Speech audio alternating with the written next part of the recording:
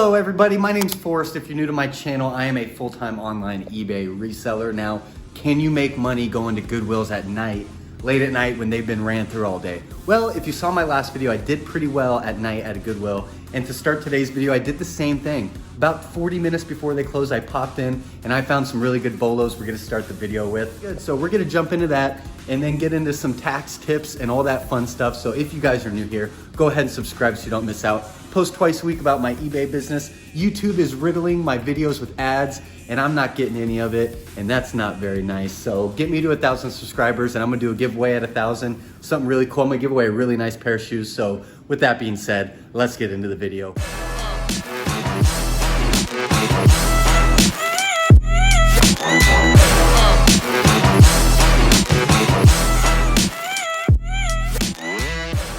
Actually just about to pull out and head to the store, and I got 2 sales, which is great because I was having a pretty slow day as far as sales today. I only had like $85 in sales off 3 items. Well, I sold a Holderness and Bourne full zip golf vest that I got for $14. I sold it for $80 plus shipping, and then I sold some Puma golf shoes for $28 plus $14 shipping. So that was a quick $108 just like that in the last 5 minutes. So that's what's so cool about eBay. At the flip of a hat, you could get $100, change your day. Let's get going. So the last time I was at this location, I'm pretty sure I got the Donnie Borg tennis racket for $5 that currently has 2 watchers for $105 plus shipping. For this store, I'm actually just gonna let you guys enjoy me picking through the items. We were not in here long and we're gonna go over them all right after.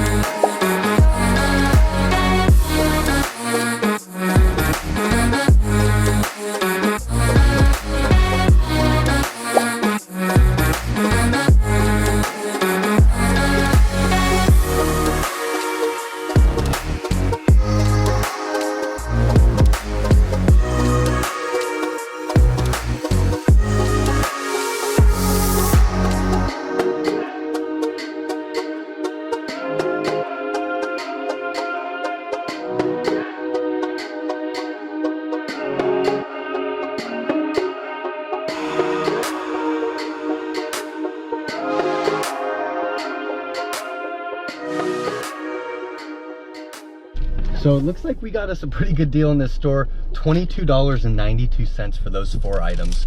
The Dollar Movie sealed in package. I figured sealed for $1, it's worth it in time. It'll pay off. See, the fun part is they might just look like normal shoes, but these are far from it. So we can start off, I mean, you guys saw I spent $22 at that store for 3 pairs of shoes and the new DVD. Well, FootJoy Classics Dry is different than FootJoy Classics. You want the Classics Dry. They are a vintage leather golf shoe. And if you guys can see, the listings all pop up. Like, these guys sell for $80 plus. I only paid $4. So look out for FootJoy Classics Dry. It's super important that shoes might look normal, but little things can make them worth a lot more. As far as these Adidas Porsche design driving shoes, I've sold sneakers kind of like this in the past. You can see the clear Adidas. These actually are probably the best seller of the pickup. I think I paid $7 after discount. These guys are selling for like 80 plus, $100 plus pre-owned. So right there, we're looking at $180 on 2 pairs of shoes when we spent $22 for 3 pairs of shoes and a DVD.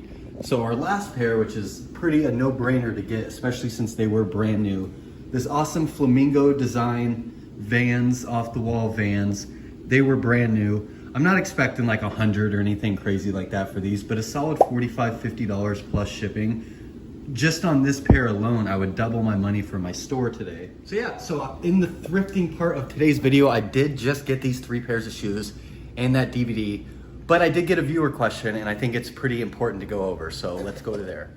All right guys, so I'm at my desk at my computer now, and I was asked this question by a viewer named Nat, who's a really nice guy, and it is definitely something that I need to address, and it's very important. Obviously, you're gonna wanna talk to a tax expert if you have one. I just have a lady that I know what stuff to give her, and she takes care of it for me.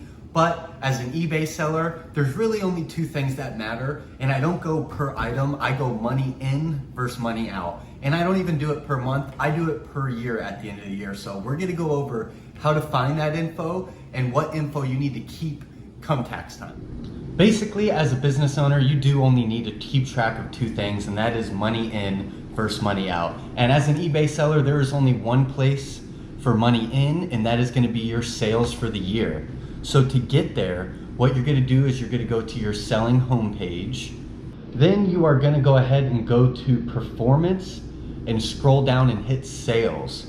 Now, since we are in 2020, I am going to want, if I'm going back for last year for 2021 taxes, I will go to the drop down menu and we will go to this or last year and then generate report.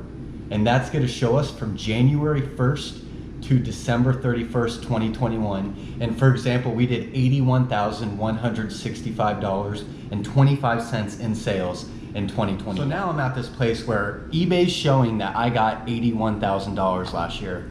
And I'm like, wait a second, I don't get all of that because I give fees to eBay, I pay shipping. Well, that's gonna be there too. It's gonna show you taxes and fees collected by eBay, and then your selling costs, which are fees and shipping. So out of the $81,161.25, that already, just off of eBay's page, drops my income down to $55,720.18. So once you're at the point where you're at $55,720 out of the $81,000, just off of the eBay expenses, which is fees, selling costs, and shipping, you need your own stuff because you bought inventory, you drove your car, you pay for internet, you pay for your phone to use to run your business.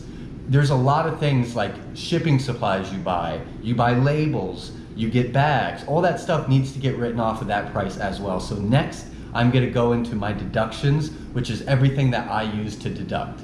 So deductions as a whole are gonna be shipping, eBay fees, your store subscription fee, which mine's $60 a month, my phone bill, my internet bill, mileage driven, and then any business expensive. All the inventory I buy, I keep receipts. I literally just have a giant garbage bag with a year labeled on it, and every time I shop, I take my receipts and put them in there. Same with if I buy bubble wrap at Walmart, I'll take that receipt, put it in there. Same for my receipts from labels. All that stuff goes in there, and at the end of the year, I just sit down and take an hour and count it up. There's obviously a better way if you have like a credit card and only use that for business. It's gonna track your year for you online, but it's not really a big deal for me to count receipts. So at the end of the day, this is what you're gonna send your tax person. You're gonna give them your total sales, which in this case was $81,161.25. You are then gonna give them how much you spent on shipping and fees, $21,048.24. You are gonna give them what your phone bill and internet bill is each month. As far as also if you have any storage. You are gonna give them the miles you drive for business, which there are numerous apps. I'm not affiliated with any of them, but I use Mile IQ, and it's like 60 bucks for the year, I believe, and they track your miles every time you get in your car, and at the end of the year you can put it down. So mine was like 10,000 miles last year, which I believe it's around 55 cents a mile. So I only give the tax person the mileage, so just track your miles. You say you give them 11,000 miles at the end of the year, and that could be like 5 grand, 6 grand getting rid off as well. And then as far as my business expenses, all of my inventory, all that stuff, usually in an $80,000 sale year, will typically be around like $20,000 spent. So in the end, we're subtracting $10,000 for shipping, $10,000 for fees, $6,000 for mileage, $20,000 for inventory and supplies, and $100 a month for your bills for internet and stuff, making $1,500 a year. So the $81,000 in income gets dropped all the way down to like $35,000. That's what you're actually getting taxed on, and that's how you're going to keep track of all your stuff.